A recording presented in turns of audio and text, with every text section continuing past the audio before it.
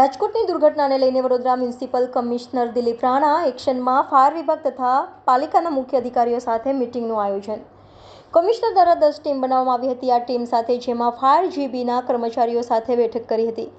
તેમાં 3 દિવસ ચેકિંગ કરવામાં આવ્યું. રિપોર્ટ અધિકારીઓને સોંપવામાં આવ્યા. શહેરના મોલ, ગેમ ઝોન તથા ફાયરની એનઓસી તથા ફાયરના સાધનો કાર્યરત છે કે નહીં કાગળો મૂકવામાં આવ્યા હતા. જે લોકોએ એનઓસી લીધી છે નહીં કાગળિયો આવ્યા હતા, જેમાં શહેરના ચકડોળ, સર્કસ જેવા ગેમ ઝોનને બંધ કરવાનો આદેશ આપ્યો હતો અને લોકોને ફાયરનું અમલીકરણ કડક કરે તેવું સૂચન કરવામાં આવ્યું હતું. તમામ વિષયને લઈને મ્યુનિસિપલ કમિશનર દિલીપ રાણાનું નિવેદન સામે આવ્યું છે.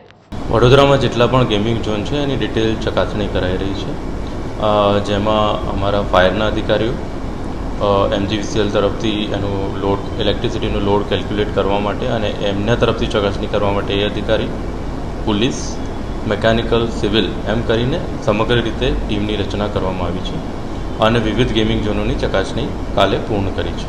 આ ચકાસણીના આધારે જે પણ ત્રુટિ ક્યાંક હશે તો અમે એમને નોટિસ આપશું અને એ જે પણ ત્રુટિ હશે એમની એ નોટિસના આધારે એમને પૂર્તતા કરવાની રહેશે, ફરીથી એમનું એનઓસી લેવાનું રહેશે અને પછી આગળની કાર્યવાહી કરવામાં આવશે. આ ઉપરાંત હમણાં 9 મે અને 9 મેના રોજ ફન બ્લાસ્ટમાં અમે ઇન્સ્પેક્શન કરેલું અને એમાં ત્રુટિઓ જણાઈ આવતા એમને અમે 9 મે બંધ કરાવ્યું અને જોડે જોડે સર્કસ પણ થોડા દિવસ પહેલાં, 3 દિવસ પહેલાં બંધ કરાયેલું છે. આ ઉપરાંત આતાપી વંડરલેન્ડ પણ ચાલે છે, એ પણ લગભગ 3-4 મહિનાથી એ પણ બંધ છે. એટલે સમગ્ર રીતે જે ગેમિંગ ઝોન છે એની ચકાસણી કરવામાં આવી રહી છે અને જે પણ એમની ત્રુટિ હોય એની પૂરતા કરવા માટે અમે સૂચના આપી છે.